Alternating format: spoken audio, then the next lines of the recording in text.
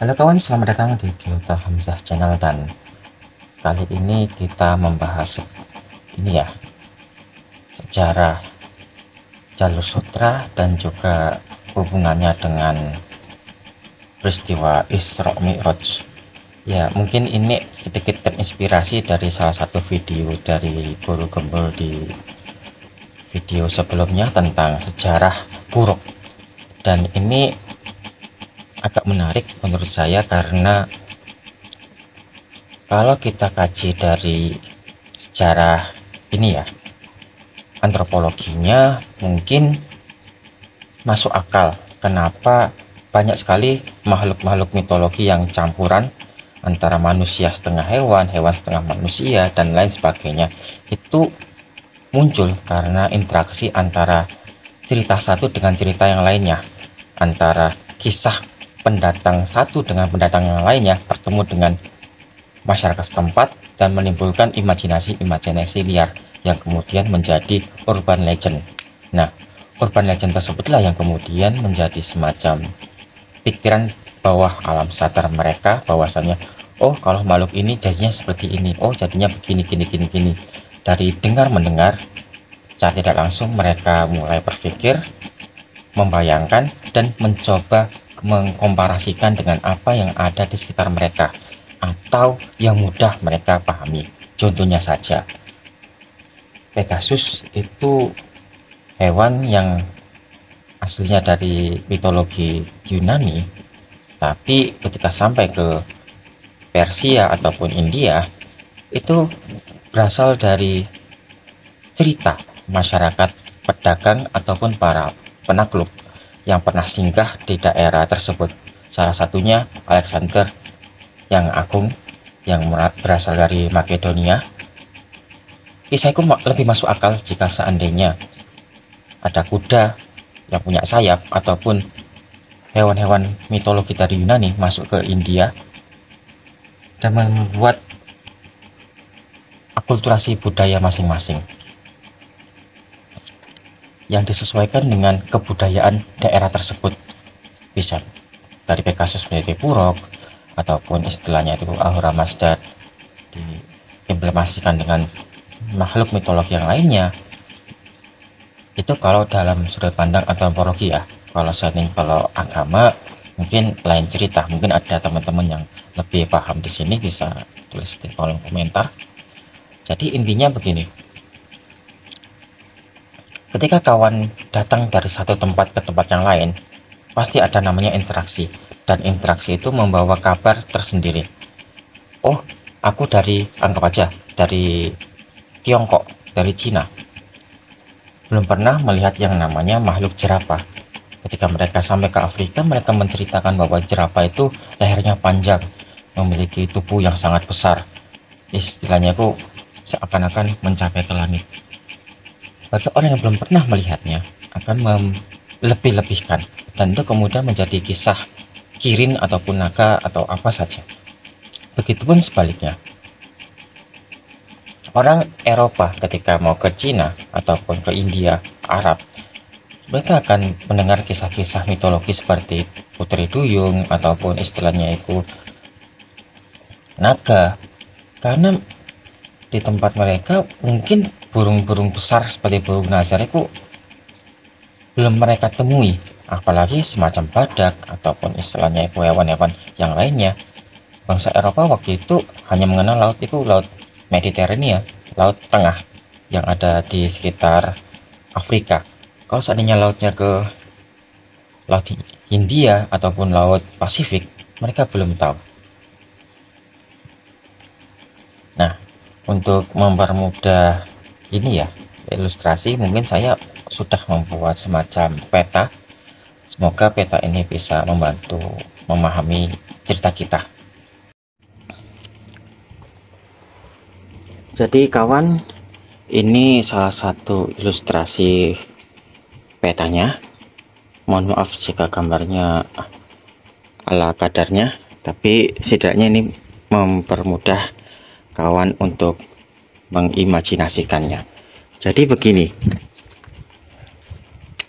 jalur sutra itu adalah salah satu jalur tertua yang pernah dibuat oleh manusia sekitar lebih dari 1000 abad yang lalu atau 1700 tahun yang lalu, dimulai dari abad kedua sebelum Masehi sampai abad ke-15 saat orang-orang Eropa berusaha mencari sumber rempah-rempah. Nah, kalau kita tarik waktu tersebut, jika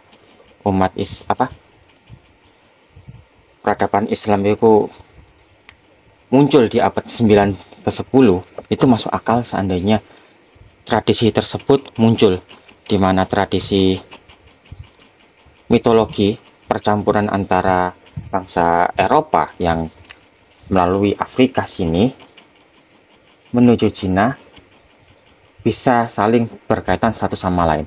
Dan untuk mencapai Cina, mereka harus melewati yang namanya daerah Arab, Persia, dan India.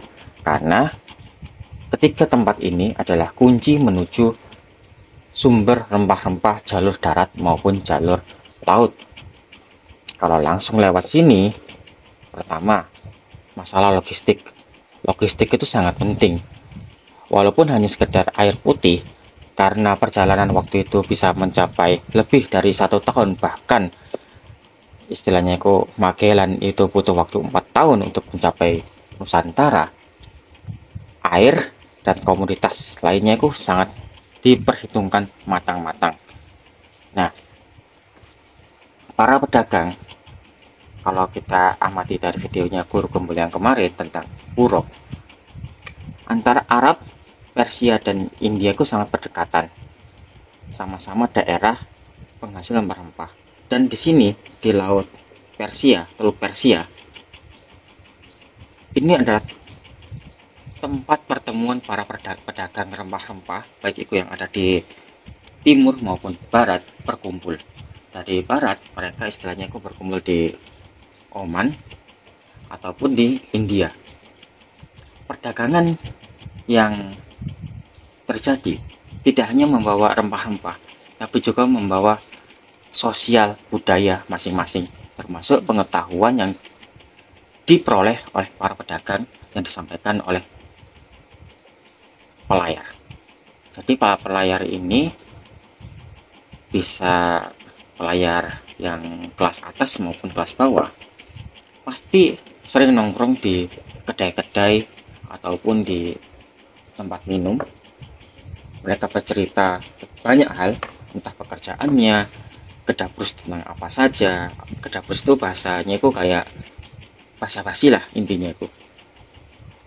Secara nggak langsung, basa-basi mereka itu mempengaruhi alam bawah sadar mereka bahwasanya, oh, di Arab ada yang cerita mirip seperti ini, yang di Persia ada cerita yang mirip seperti ini. Dikomparasikan. Oh, kalau hewannya bersayap itu udah pasti hewan yang bisa terbang. Oh, kalau hewan yang istilahnya itu badannya besar itu biasanya itu kuat sekali. Oh, jadi banyak ohnya itu menyebabkan percampuran antara kisah asal dengan kisah baru bercampur satu sama lain. Cerita asalnya yang dari Persia, India bisa bergabung dengan cerita yang dari Eropa. Dan salah satu yang menarik adalah penanggalan di Cina itu menggunakan sistem zodiak yang awalnya dari Yunani dan juga daerah-daerah barat diadaptasikan oleh India ketika dibawa oleh Alexander yang Agung. Ini baru hipotesis ya, mungkin kalau ada yang baru bisa tulis di kolom komentar. Menimbulkan pengetahuan baru. Nama-nama zodiak yang ada di Yunani disesuaikan dengan yang ada di Persia ataupun di India. Tidak menutup kemungkinan kisah-kisah seperti makhluk mitologi itu pun juga mungkin saja mengalami modifikasi.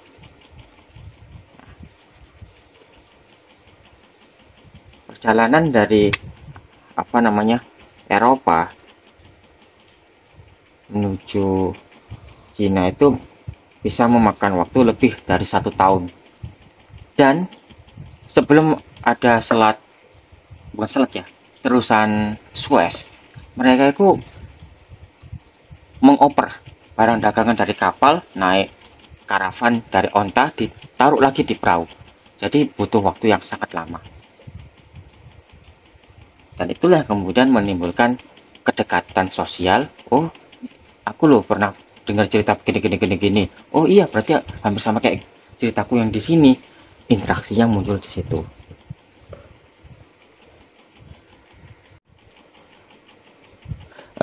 Jadi kalau kita komparasikan bahwasanya kisah istilahnya itu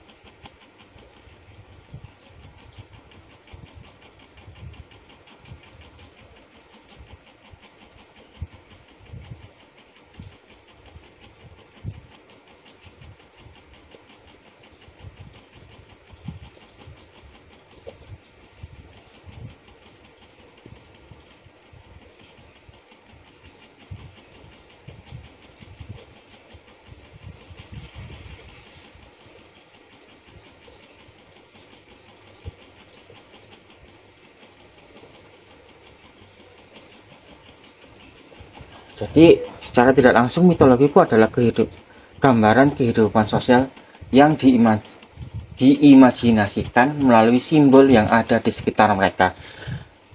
Jika dewa terkuat di Eropa adalah Zeus, Jupiter, ataupun Thor, itu berhubungan dengan langit, petir, yang di Eropa sana badai itu sangat mudah terjadi.